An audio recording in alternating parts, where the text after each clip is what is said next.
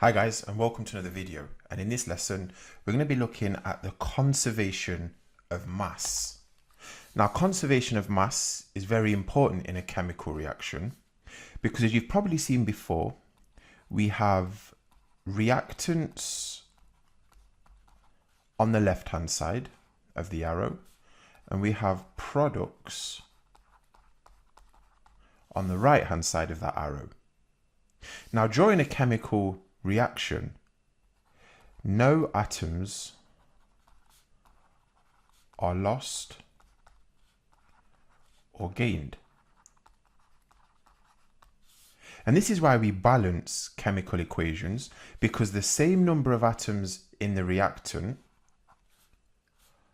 are also in the product. Now, what this means is that the relative formula mass of the reactant is equal to the relative formula mass of the product. Now, because we know about the conservation of mass in a chemical reaction, we can work out the mass of a reactant or product if the other masses are known. For example, in this chemical equation here, we can see that 68 grams of copper carbonate reacts to produce 47 grams of copper oxide. But we don't know how much carbon dioxide is produced. Well, remember that the mass of our reactant should equal the mass of our product. So the mass of the product should equal the mass of reactant. And if we use that conservation of mass, that would tell us that the mass of carbon dioxide that must have been produced is 21 grams. All I did here was just do 68, take away 47.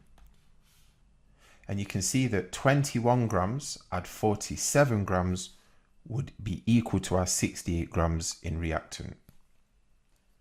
Let's look at a different example. This time we're given the mass of a product, which is magnesium oxide, and the mass of our product is 55 grams. And we're given the mass of just one of our reactants. Remembering the conservation of mass, that the mass of the product must equal the mass of reactant. So that means the magnesium's mass must have been 25 grams, because 25 add 30 is equal to 55 grams. Now, there are two reaction vessels that chemical reactions can take place in.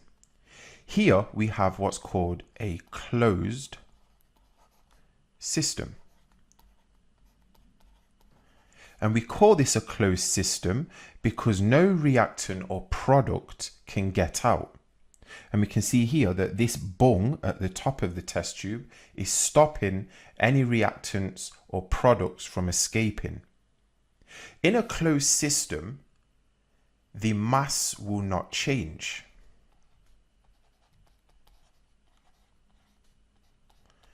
Because none of the products can escape or no reactant can be added, the initial mass of this closed system will be equal to its final mass. There will be no difference. But if we can see this crucible on the right-hand side, this is an example of a non-closed system. Now, this can be important, especially if your reaction involves the release of gas, because what you would see happening here is the mass may decrease as that gas is able to escape. Or the mass could increase if the reactant reacted with oxygen, for example. Then we may see the mass increase. But remember, the total mass of reactant will still be equal to the total mass of product. Okay guys, thanks for tuning in. Stay in touch for another video.